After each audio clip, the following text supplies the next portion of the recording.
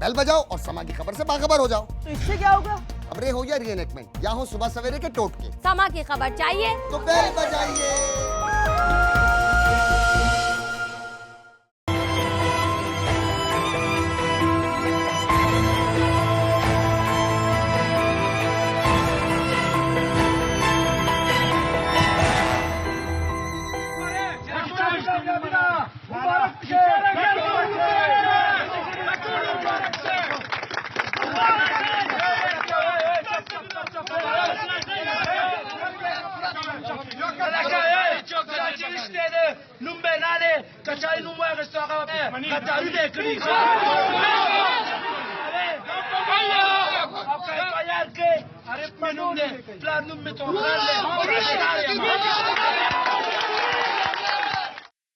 بسم اللہ الرحمن الرحیم. السلام علیکم ورحمۃ اللہ وبرکاتہ. اللہم صلی علی محمد وعلی محمد. رب اشرح لی صدری ویسر لی امری واحلل عقدۃ من لسانی یفقہوا قولی. آمین. خواتین و حضرات، آپ دیکھ رہے ہیں کتب آن لائن اور میں ہوں ثوابی سے بلال کتب.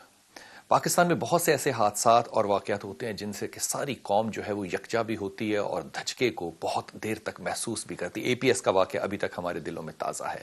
مشال خان کا جو واقعہ ہوا، یقین کیجئے اس نے ساری قوم کو اپنا گریبان دیکھنے پہ مجبور کیا ہے. جن لوگوں کو مجبور نہیں کیا ان کا شاید میں ذکر بھی نہ کرنا چاہوں، کیونکہ رسول پاک صلی اللہ علیہ وسلم کے پاس جب صحابی آیا اور رسول نے پوچھا کہ تو نے جو اس شخص کو اس کی گردن کاٹی، اس نے تو کلمہ پڑھ لیا تھا. کہا یا رسول اللہ اس نے سچے دل سے نہیں پڑھا تھا.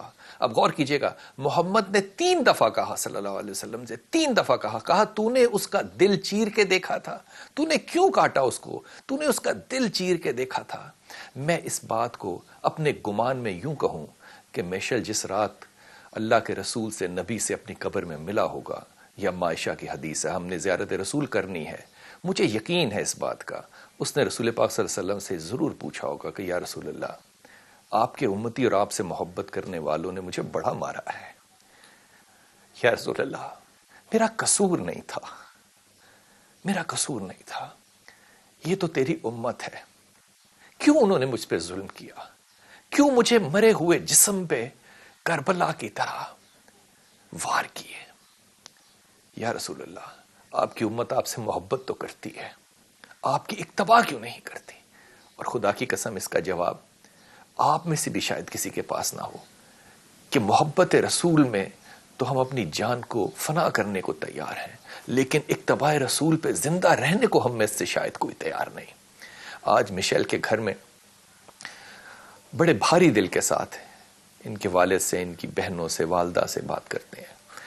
میں بڑا ممنون ہوں ان کے والد اقبال خان صاحب کا. اقبال صاحب بہت شکریہ آپ کا. ان کی والدہ ہیں گلزار بیگم صاحبہ، میں ان کا بھی بڑا ممنون ہوں. اردو کم سمجھتی ہیں اور کم بول سکتی ہیں، اور میں بڑا ممنون ہوں ان کی بڑی بہن جو ہیں، ان کی بڑی بیٹی جو ہیں ستوریہ اقبال، اور چھوٹی بہن جو ہیں وہ صبا اقبال ہیں. ان کے ایک بھائی اقبال صاحب، آپ کا ایک بیٹا جو ہے وہ تو شہید ہو گیا، ایک بیٹا آپ کا پاکستان کے ایئر فورس میں بھی ملازم ہے. یہ ایسا گھر ہے جس میں صرف مذہب نہیں، جس میں نیشنلزم جو ہے، محبت وطن جو ہے، وہ بھی پھوٹ پھوٹ کے آپ کو یہ دہائیاں دے رہی ہے کہ ہم اس وطن کے، اس مٹی کے بچے ہیں، اولاد ہیں. ہم اس وطن کے ساتھ صرف محب وطن نہیں ہیں، ہم اس وطن کے دین کے ساتھ بھی انتہائی محبت اور قدر کرنے والے لوگ ہیں.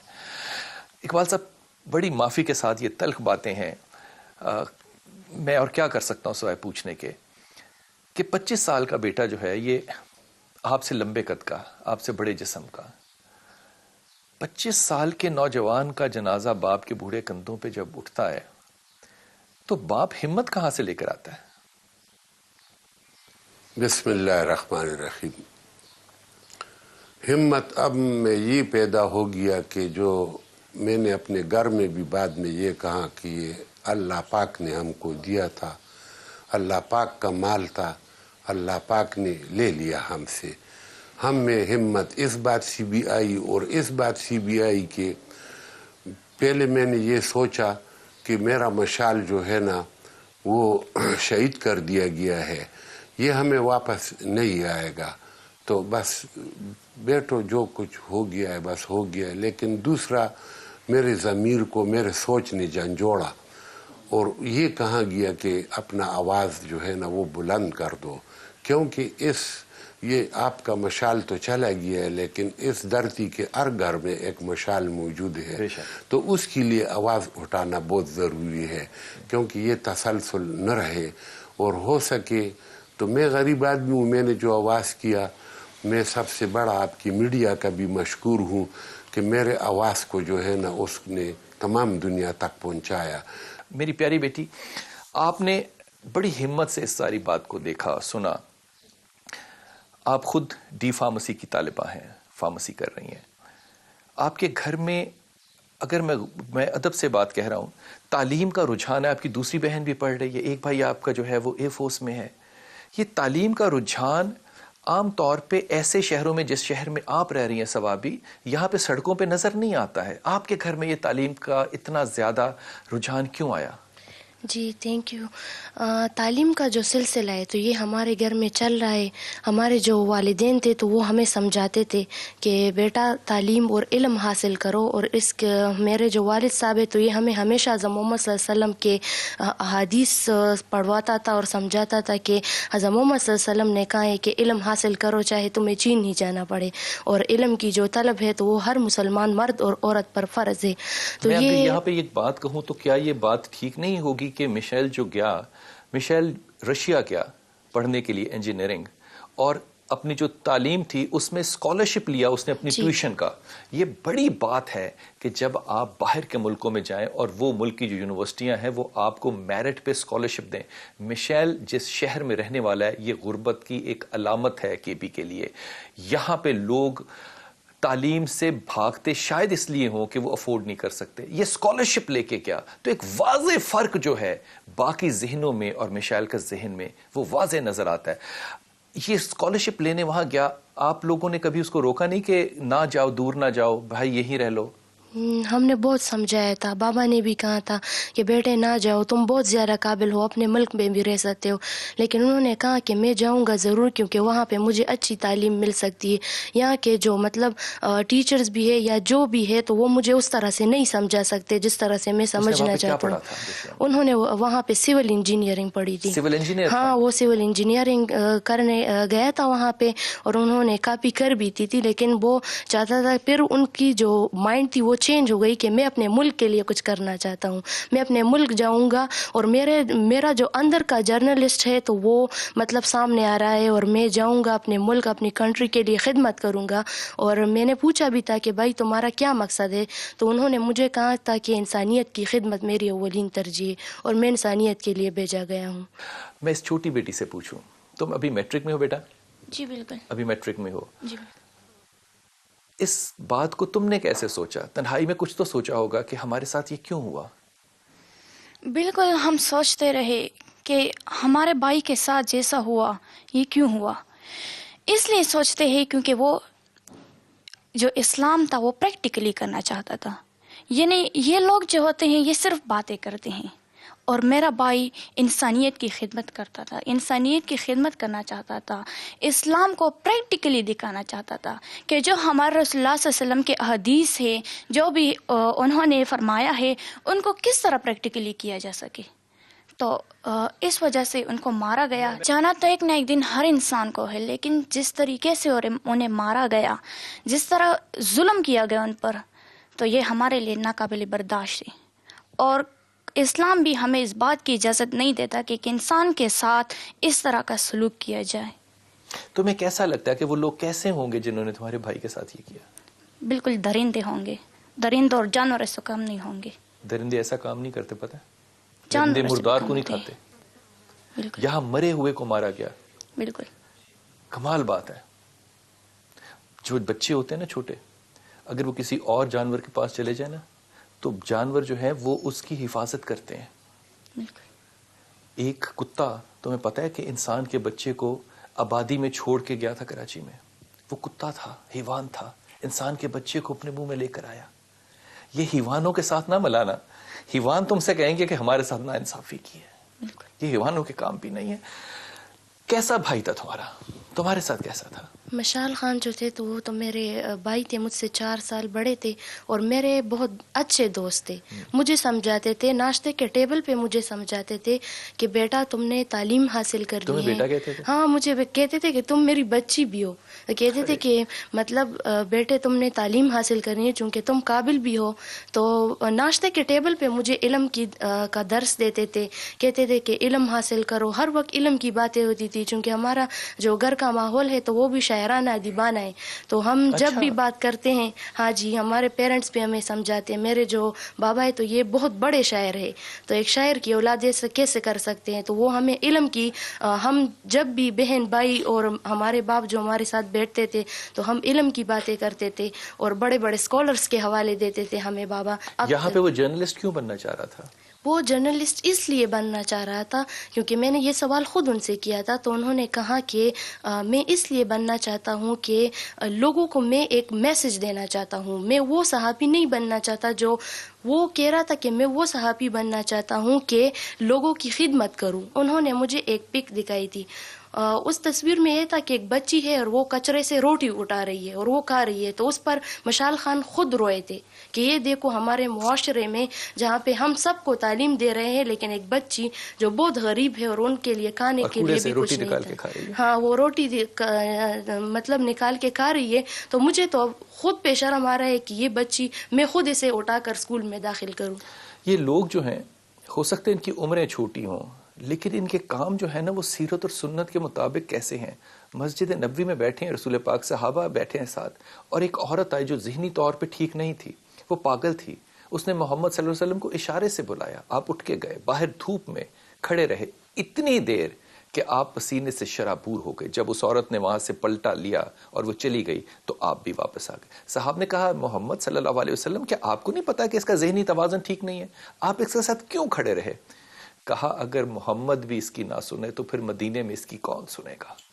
او اللہ کے ولیو، جب 25 سال کے جوان اس ملک میں اللہ کے رسول پہ چلنا چاہیں اور دین کی تبلیغ مسجدوں سے باہر نکل کے کرنا چاہیں اور خدمت کرنا چاہیں، ایک اور عیدی پیدا کرنا چاہیں اس ملک میں، آپ کو اس پہ کیا اعتراض ہو سکتا ہے؟ جن کو ہے خدا کے واسطے اپنے گریبانوں میں جھانکیے کیونکہ آپ کو افق نظر آ رہا ہے، آپ کو اپنا گریبان نظر نہیں آ رہا. وقفہ لیجیے، واپس آتے ہیں.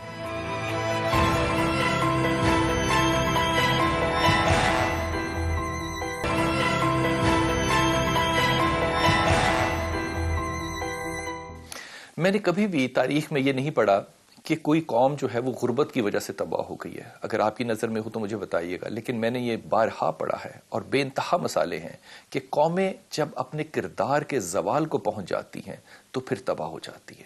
کمال بات ہے، ہم اپنے بچوں کو یونیورسٹیوں میں بھیجتے ہیں اس لیے تاکہ وہ اعلیٰ تعلیم یافتہ ہوں. جس اعلیٰ تعلیم کے ادارے میں آپ نے اپنے بچے کو امانت کے طور پہ بھیجا ہو، وہاں پہ امانت لینے والے جو پروفیسر صاحبان ہیں اگر وہی بے ایمان ہو جائیں تو علم کا کیا حشر ہوگا اس ملک میں؟ مجھے نہیں پتا. وہاں کے لوگ، ایڈمنسٹریشن خود خلاف ہو جائے کیا ہوگا؟ مجھے نہیں پتا. لیکن اگر اس ملک میں سپرنٹینڈنٹ آف پولیس آپریشن کرنے والے اگر وہ بھی ان معاملات میں ایماندار نہ رہیں اور پلان بنائیں صرف ایک بات کے لیے، یہ میں اپنے گمان سے کہہ رہا ہوں، ہاتھ باندھ کے آپ سے کہہ رہا ہوں، صرف ایک بات کے لیے کہ وہ بچہ کیونکہ دنیا کو دیکھ کر آیا تھا، وہ سمجھتا تھا، وہ سوچتا تھا اور وہ سوال اٹھاتا تھا. اگر میرے پاس سوال کا جواب نہ ہو تو کیا میرے پہ قتل حلال ہو جاتا ہے؟ یہ وہ معاملات ہے جس پہ علماء کرام کو اپنی ایک جگہ بنانی چاہیے. حضرت یونیورسٹی والوں نے بھی اقبال صاحب اس میں پلاننگ شامل کی، ایک پورا جلسہ کیا، ایک مجلس ہوئی، اس میں فیصلہ کیا گیا کہ اس کو ماریں گے، پھر قسمیں کھائیں گے کہ کوئی اس پہ بات نہیں کرے گا. یہ بے حیائی کی ایک وہ حد ہے کے پی سے نہ ہوتے ہوئے میں نہیں سمجھ سکتا کہ اتنی بے حیا کیسے کوئی مردانگی ہو سکتی ہے کہ وہ فیصلہ کر کے مارے کیونکہ ان کے پاس ایک عقل مند اور سوچنے والے بچے کے سوالوں کے جواب نہیں ہے. یہ ہمارے تعلیمی ادارے ہیں، ان میں بچوں کو بھیجتے ہیں. یہ بیٹی بھی تو جاتی ہے تعلیمی ادارے میں. یہ کیوں ہو رہا ہے یہاں پہ؟ یہ سر اکثر میں مشال سے پوچھتا تھا کہ تم علم کی باتیں بہت کرتے ہو تو ہمیں بتاؤ یہ علم کیا ہے. تو اس نے کہا کہ انسانی دماغ پر بعمل اور بامقصد انعکاس کو علم دیکھتے ہیں.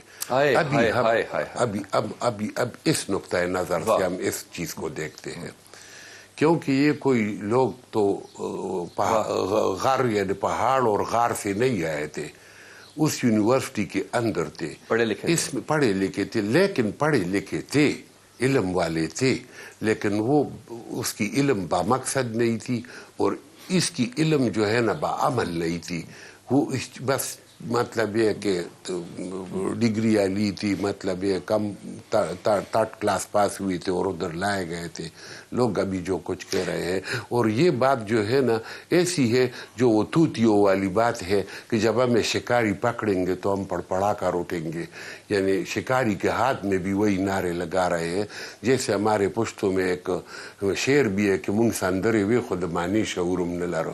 یہ سارے جو ہے نا گیت گاتے ہیں لیکن اس کے معنی کا شعور نہیں رکھتے ہیں. تو پیچھے سے یہ لوگ جو ہے ان کے کوئی ذاتی مفادات ہوں گے، اور وہ جو ہے ہو سکتا ہے ان کے ذاتی مفادات بھی ہوں، لیکن میرے رسول صلی اللہ علیہ وسلم نے فرمایا کہ فطرت کبھی نہیں بدلتی. جی جی جی ایک اور میں نے ہمیشہ زندگی میں تجربے سے دیکھا ہے کہ علم جو ہے نا یہ آپ کو ادب نہیں کبھی سکھا سکتا، لیکن اگر آپ با ادب ہونا تو خدا کی قسم آپ کو علم ضرور آ جاتا ہے. بچپن میں اقبال سب کو خاص تربیت کرتے تھے آپ بچوں کی جو وہ ایسے نیک بن گئے، ایسے مطلب روشن خیال بچے کم ہیں. یہ اصل میں ایک تو اس کی اپنی بھی بات تھی کہ اس کا جو بچپن سے مجھے اندازہ ہو گیا کہ ان لوگوں کا، یعنی یہ محلے میں بھی آپ کو یہ لوگ بتا دیں گے کہ کبھی یہ گلی ڈنڈا کسی قسم کا کھیل یہ نہیں کھیلتے تھے، بس کتاب پڑھتے تھے اور اپنا اسٹیمنا بناتے تھے. تو ہم جو ہے نا یہ دونوں سنتیں، اپنا اسٹیمنا بناتے تھے اور کتاب پڑھتے تھے، علم حاصل کرتے تھے. اور اس میں جو ہے نا یہ ہم نے یہ کہا تھا ان کو کہ ادب جو ہے نا یہ علم کا دروازہ ہے. پہلے آپ کو ہے ادب جو ہے نا یہ بہت ضروری ہے. اور یہی ہے کہ معاشرے میں، سماج میں، جس کو ہم ٹولنا بھی کہتے ہیں، اس میں آپ کو کوئی یہ نہیں کہہ سکتا کہ انہوں نے کبھی جو ہے بدتمیزی کی یا کسی کو غلط بات یا زیادتی کی، کوئی بھی آپ کو نہیں بتا سکتا. تو یہ اس لیے علم کے دروازے پر جو داخل ہو رہے تھے تو باادب ہو کر جو ہے نا وہ علم کیا خوبصورت بات کی ہے میرے رسول نے، کیا خوبصورت بات کی. میرے رسول کی ساری باتیں خوبصورت ہیں. میں علم کا شہر ہوں، علی تو اس کا دروازہ ہے. اس دروازے کو حضرت نے، اب غور کیجئے کہ کتنی باریک بات کی ہے اس باپ نے کہ وہ جو دروازہ علم کا ہے، کہا کہ ادب کے دروازے کے بغیر علم کے دروازے میں نہیں جا سکتے. اس جملے پہ سوچئے گا، ایک جملہ ہی بھی آپ کو جنت میں لے جانے کے لیے کافی ہے. مجھے بیٹا مائک دینا، میں آپ کی والدہ سے بات کر لوں. یہ لیجئے گا، میں پکڑتا ہوں، آپ رہنے دیجئے گا. مجھے تھوڑا سا آپ مشال کا بچپن بتائیے، چھوٹا بچہ کیسا تھا؟ چې وړوکی نو ډېر زیات په دې باندې خفه کېده. ډېر ښه بچی و. سید خاندان سره تعلق لرم. قرآن مجید ما هغه ته په خپله پړاو کړی دی، په خپل کور کې ما به پرېښودل نه چا کره. لکه خلک خو ماشومان ولیږي داسې یو زنانه له یا یو نارینه له چې ده ته قرآن سبق ښایي، ما به ورته نه تاسو به کور کې وایي. میرا بیٹا اپنی ماں کی تھوڑی سی مجھے بتانا تفسیر کیا کہا انہوں نے. جی میری ماں کہہ رہی تھی کہ میں سید خاندان سے تعلق رکھتی ہوں، اور میرا جو بچہ تھا تو انہیں میں قرآن پاک اپنے گھر میں پڑھاتی تھی، کیونکہ میں چاہتی تھی کہ ایسا نہ ہو کہ یہ معاشرے میں چلا جائے اور معاشرے کا جو زہر ہے تو وہ ان کے دماغ میں بھر جائے. تو یہ جب جی یہ جب چھوٹا ہوتا تھا تو ہم بارش میں کہتے تھے، چونکہ یہاں پہ پانی بہت زیادہ آتا ہے، تو ہم کہتے تھے کہ تم نہ جاؤ اسکول. تو یہ چیڑ چاڑ کرتا تھا کہ نہیں میں جاؤں گا، اور سارا دن ان کو افسوس ہوتا تھا کہ مجھے کیوں مطلب اسکول نہیں بھیجا گیا. تو امی کہتی کہ میں کیسے لے جاؤں، اب پانی آ گیا ہے. تو وہ بہت زیادہ ناراض ہو جاتا تھا، اور کھانے کا بہت شوقین تھا. تو خوراک میں گوشت اور چاول زیادہ کھاتا تھا، اور اس کے علاوہ جب بھی سوتا تھا تو کتاب ان کے سینے پہ ہوتی تھی. مجھے نہیں پتا کہ اس بات کو آپ کیسے لیں گے، لیکن میں عمر ہو گئی خدا کی قسم اس بات کو کہتے ہوئے کہ جب مائیں اچھی ہوں گی اور بچوں کو قرآن پڑھائیں گی اور تربیت دیں گی، اور بچے ایسے ہوں گے جو سوتے ہوئے کتاب اپنے سینے پہ رکھ کے جائیں، اور جن کے پاس ادب اتنا ہو کہ وہ اپنی بہن کو جو اس سے چھوٹی ہو اس کو بیٹا کہے، یہ وہ بچے ہیں جو ہمیں پیدا کرنے اور تربیت دینی ہے. لیکن خدا کی قسم کبھی زندگی میں نہیں سوچا تھا کہ جب اس طرح کے بچے ہم جوان کر لیں گے، پھر معاشرے کے درندے جو ہیں ان سے اللہ اکبر تکبیر کے نعرے لگا کے ان کے جسم کا جو حال کریں گے، خدا کی قسم وہ بتانا بھی میرے لیے شرمندگی ہے. اقبال صاحب جب اس کا جسم آیا، دیکھیے نام ہوتا ہے انسان کا، لیکن جب مر جاتا ہے تو اس کا کوئی نام ہی نہیں ہے. پھر اس کا جسم ہے، پھر وہ ڈیڈ باڈی ہے، پھر وہ لاش ہے، پھر وہ میت ہے. اس کو کس طرح سے مارا ہوا تھا؟ ہم نے سنا ہے کہ اس کو چہرے پہ بھی گولیاں تھیں، اس کے پیٹ میں بھی گولیاں تھیں، اس کی انگلیاں کاٹی ہوئی تھیں. ماں نے دیکھا کہ میرے بیٹے کے انگلیاں کٹی ہوئی ہیں اور پیچ کس سے اس کے ناک کے اندر اس کے چہرے پہ چھید کیے ہوئے ہیں. حضرت جب واپس آیا تھا اس کا جسم، آپ نے اس کے زخم دیکھے تھے؟ جی ہم نے دیکھے تھے. وہ سارا خون میں لت پت تھا، بالکل پاؤں سے سر تک. چہرے میں بھی انہوں نے مارا؟ چہرے پر بہت مارا تھا، بہت زیادہ. سر پر، ناک میں چھید کیے ہوئے؟ جی جی بالکل، جی بالکل اس طرح جو ہے نا بہت مارا تھا، بہت تکلیف اور جی اور اذیت دیا تھا، بہت زیادہ اذیت دیا تھا. لیکن مجھے یہ پتہ ہے کہ وہ بہت حوصلہ مند انسان تھا اور اندر سے وہ بہت براؤ تھا. اور وہ شہید تھا، اسے دکھ نہیں پہنچا ہوگا. دکھ ابھی تمام انسانیت کو پہنچ رہی ہے. ہاں جی. اور یہ بھی آپ کو یہ کہوں کہ ابھی نے بتایا اس کے اسلامیات کے تمام نمبر جو ہے نا وہ چیک کیے جائے اسکولوں میں اور کالجوں میں کہ اس نے کتنے نمبر لیے. وہ 50 میں 48 نمبر لیتا تھا، کچھ کم 99%. تو یہ ایک مطلب ایک سید ماں کی پرورش ہے. اور وہ جو ہے نا عملاً جو ہے نا وہ میرے ساتھ حضرت عمر صاحب کی نظام کی رضی اللہ تعالیٰ عنہ کی بات کرتا تھا کہ اس قسم کا سسٹم ہونا چاہیے، یا پیغمبر اسلام صلی اللہ علیہ وسلم کی جو ہے نا بیت المال کا نظام ہونا چاہیے. تو یا عیسیٰ علیہ السلام نے جو لنگر کا نظام نافذ کیا تھا تاکہ انصاف پہنچے تمام لوگوں کو. یہ بھی مجھے کہا کرتا تھا کہ اللہ پاک جو ہے نا یہ چاند اور سورج تمام انسانوں پر ایک جیسے جو ہے نا لاگو کرتا ہے، روشنی دیتا ہے. سورج جو ہے ایک جیسے، ہوائیں ایک جیسے لاتا ہے، بادل ایک جیسے، بارش ایک جیسے. تو پھر کیوں آدم کی اس اولاد میں اتنا فرق ہے؟ ہائے ہائے ہائے ہائے، یہ مجھے بتاتا. ہائے ہائے ہائے ہائے. میں ماں سے بات کر لوں تھوڑی سی. یہ ظلم ہے جیسا بھی بچے کے اوپر ہوا کہ اس کے لاشے کو بھی بے حرمتی کے ساتھ رولا گیا. دل میں نفرت آتی ہے لوگوں کے خلاف، یا دعا دیتی ہو، یا کیا کرتی ہیں آپ اکیلے میں؟ بس ما خو چې کوم دغه شکل ولیده او راړو نو اول خو زما یقین نه کېده چې دا مشال خان دی. نو زه وایم چې د اسلام به دقه خلکو له کومه سزا ورکوي. لکه مجھے ترجمہ بتاؤ گے؟ جی میری امی کہہ رہی تھی کہ اسلام تو ایک امن پسند مذہب ہے، اور وہ تو ہرگز ایسا کرنے، مطلب یہ جو بربریت ہوئی ہے تو ان کی اجازت نہیں دیتا مذہب اسلام. تو میرے بیٹے کے ساتھ جو ہوا ہے، ان کے ناک میں جو پیچ کس سے سوراخ کیے گئے تھے اور ان کی جو آنکھیں تھیں انہوں میں وہ چھیدے کیے تھے، اور اس کے علاوہ آنکھوں سے وہ جو مطلب انہیں مارا تھا آنکھوں پہ. اور ہاں ان کے آنکھوں میں، ہاں جی وہ آنکھوں میں بھی کیا تھا پیچکس. اور اس کے علاوہ جو ان کے سر پہ گملے مارے تھے، اور انہیں کچھ لوگ کہہ رہے کہ انہیں تیسرے چھت سے مطلب انہیں گرایا تھا زمین پر، اور پھر انہیں مارا گیا تھا ڈنڈوں سے اور ان چیزوں سے. تو میں تو یہی کہہ رہی ہوں کہ اسلام تو ایسا کرنے کی اجازت نہیں دیتی، لیکن اسلام میں بغیر ایویڈنس کے جو ان کے ساتھ یہ ہوا یا جو کوئی ثبوت نہیں تھا، تو پھر اسلام میں ان درندوں کے لیے کیا سزا ہو سکتی ہے؟ مجھے نہیں پتا ان درندوں کے لیے کیا حکم ہے، یقین کیجیے. اور میں ان درندوں کا خیر بہرحال ذکر کرنا بھی نہیں چاہتا. ہم دعا گو ہیں، اللہ تعالیٰ مشال کے درجات کو بھی بلند کرے. وقفہ لیجیے، واپس آئیں.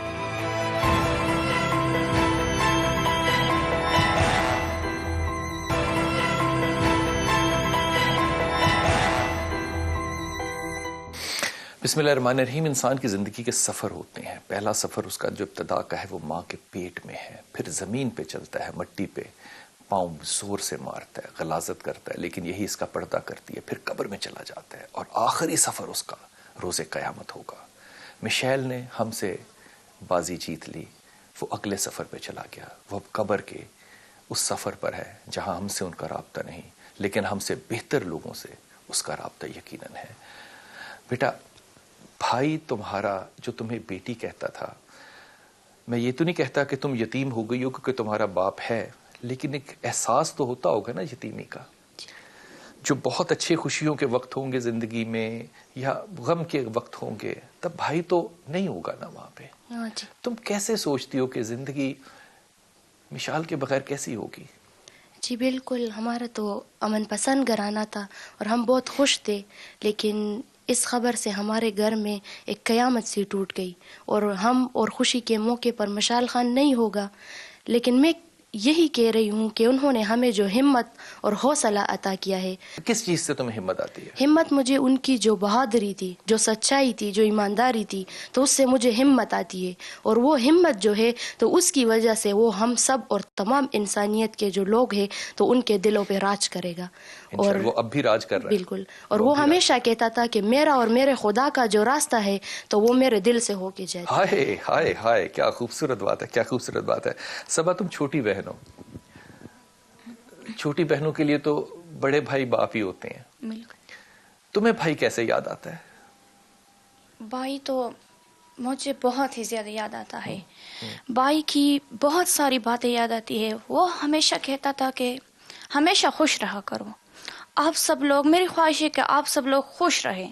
اس کی موت نے، اس کے جو موت ہے، قتل ہوا ہے اس کا، اس نے ہماری زندگی میں درد ہی دیا ہے. اور اس کی جو باتیں ہیں وہ بہت ہی بہادری کی باتیں ہوتی تھی اور اس نے ہمیں بھی ایک بہادر انسان بنا دیا. غصہ آتا ہے لوگوں پہ یا دکھ ہوتا ہے؟ دکھ بھی ہوتا ہے اور غصہ بھی آتا ہے. باتیں کرتی ہو بھائی سے؟ جی بالکل، باتیں تو کرتے ہیں ہم. باتیں تو ان کی جو باتیں تھے ان کے ساتھ ہم باتیں کرتے ہیں. تم کیا بننا چاہتی ہو مستقبل میں؟ بھائی کی بھی یہی خواہش تھی کہ تم جرنلسٹ بن جاؤ. تو میں نے کہا کہ جس طرح تمہاری خواہش ہے مجھے بھی بہت پسند ہے جرنلزم کرنا. تو اگر وہ مر گیا یا اس کی جو باتیں ہیں وہ تو ہمیشہ کے لیے زندہ رہیں گے، تو ان کی سچائی کو ہم آگے بڑھائیں گے، ان کی ہی باتوں کو ہم آگے بڑھائیں گے. بھائی نے تمہیں مشورہ دیا تھا کہ تم جرنلسٹ بنو. میں تمہیں دعا دیتا ہوں کہ تم جرنلسٹ بنو، کیونکہ آمین. تمہارا انداز گفتگو جو ہے نا وہ بہت خوبصورت ہے اور دعا ہے کہ تم ایک کامیاب جرنلسٹ بنو.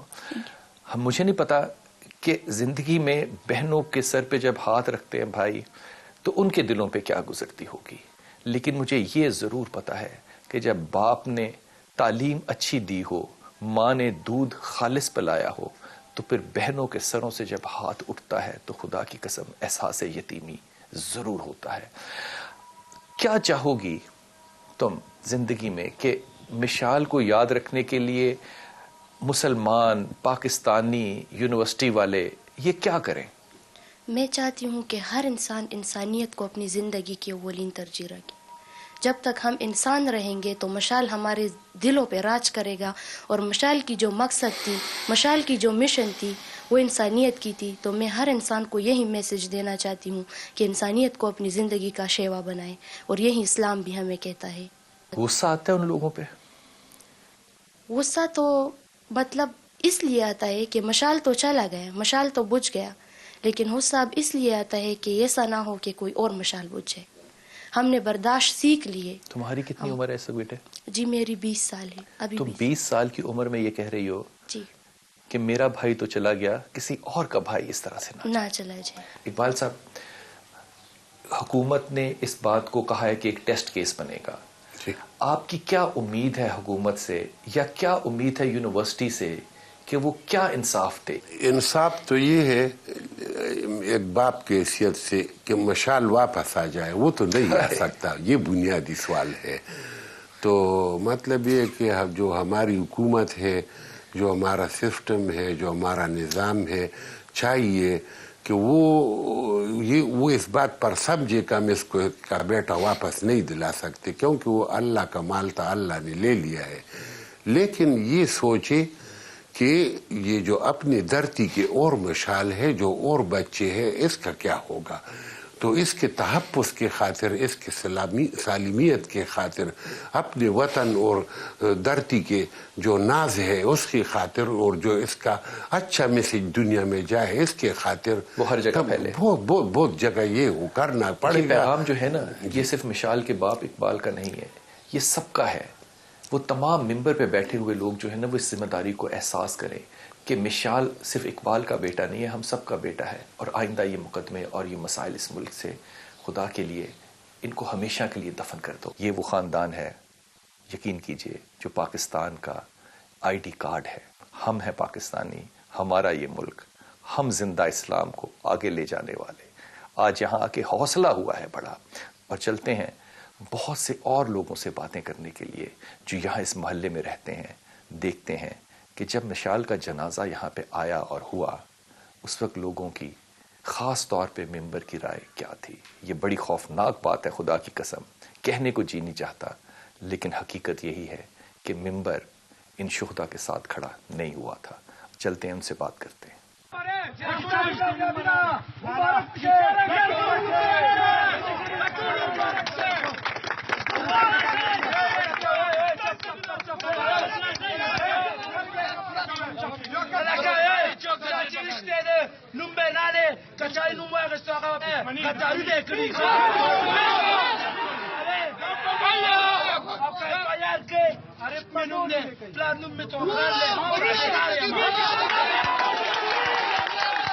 آپ کا نام ہے امجد, آپ کیا لگتے ہیں ان کے؟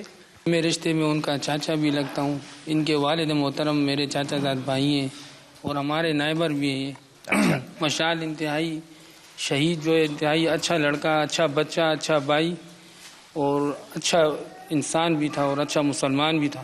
آپ نے کبھی کوئی اس کے چہرے پہ کوئی تاثر, کوئی بات, کوئی جملہ اس کی پوری زندگی میں کبھی ایسا سنا ہو جو آپ کو لگتا ہو کہ یہ تلخ ہے زیادہ مذہب کے بارے میں, یا یہ کوئی ایسی بات سوچ رہا ہے جو کہ نہیں سوچنی چاہیے ایک عام مسلمان؟ نو سر, نو, خاموش مزاج سر. وہ کہتا تھا حضرت عمر فاروق رضی اللہ تعالیٰ عنہ کی لائف کے مطابق زندگی گزارے, انصاف پسند, انصاف کو زندہ کرنے والا, جہالت اور تاریکی کے اندھیروں کو ختم کرنے والا. سر ایک مشال, جسمانی مشال بھی تھا, روحانی مشال بھی تھا, اور ایک اچھا بھائی مشال بھی تھا, اچھا پڑوسی مشال بھی تھا, اور ایک اچھا انسان اور مسلمان مشال بھی تھا, اور اب شہید مسلمان مشال بھی. حضرت آپ کا نام؟